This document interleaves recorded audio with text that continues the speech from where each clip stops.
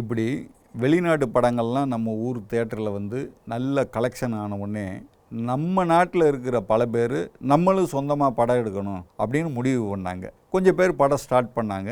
அதில் முன்னோடியாக திகழ்ந்தவர் தாதா சாஹிப் பால்கே. அவர் தான் முதல் இந்திய படத்தை தயாரித்தவர். இந்த இயேசுவின் வரலாறு படம் எல்லா தேட்டர்லையும் பெரிய வசூலை வாரி குவிச்ச உடனே அவரும் நம்ம ஒரு படத்தை தொடங்கணும் அப்படின்னு முடிவு பண்ணார். அவர் தேர்ந்தெடுத்த கதை ஹரிச்சந்திரா.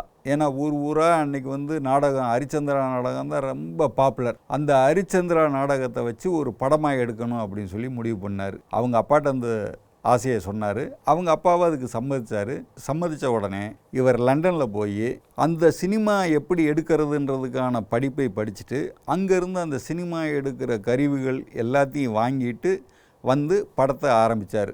அவர் தன்னுடைய வீட்டையே ஸ்டுடியோவாக்கிட்டார். ஸ்டுடியோவாக்கி அங்கே பகலெல்லாம் ஷூட்டிங்கு, நைட்டு வந்து எடிட்டிங். ஷூட்டிங் பண்ணுறது இவர் தான், எடிட்டிங் பண்ணுறது இவர் தான். அந்தளவுக்கு கடுமையாக உழைச்சார். இடையில் கொஞ்சம் பண தட்டுப்பாடு வந்துருச்சு. ஏன்னா படம் எடுக்கிறது பெரிய செலவாகும் இல்லையா.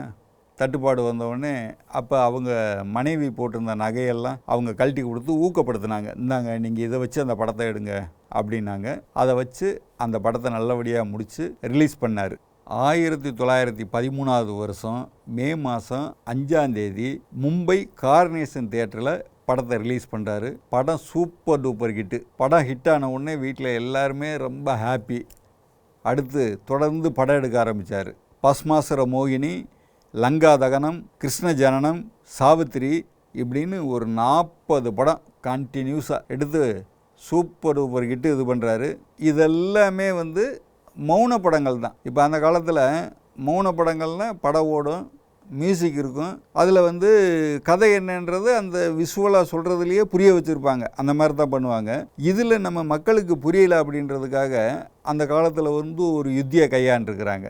அதாவது படம் கொஞ்சம் ஓடும், அப்புறம் அதை அப்படியே நிறுத்திட்டு ஒருத்தர் வருவார்.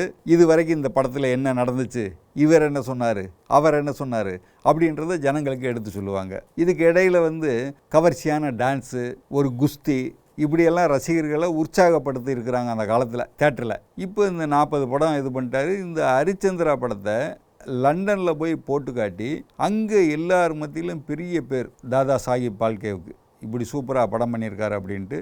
அப்புறம் அவர் கூட நிறைய பேர் வந்து நாங்களும் உங்களோட சேர்ந்து பார்ட்னராக சேர்ந்து படம் பண்ணுறோம் அப்படின்னாங்க. ஆனால் அதுக்கு என்னமோ அவர் ஒத்துக்கலை. தொடர்ந்து அவர் தான் முதலாளியாக இருந்து படம் பண்ணார். இந்த மாதிரி தகவல்களையெல்லாம் தெரிஞ்சுக்கிறதுக்கு நீங்கள் இயல் மீடியா சேனலை சப்ஸ்கிரைப் பண்ணுங்கள், பெல் பட்டனை கிளிக் பண்ணுங்கள், லைக் பண்ணுங்கள், ஷேர் பண்ணுங்கள். அப்போ தான் அடுத்தடுத்த வீடியோ உங்களுக்கு வந்துக்கிட்டே இருக்கும்.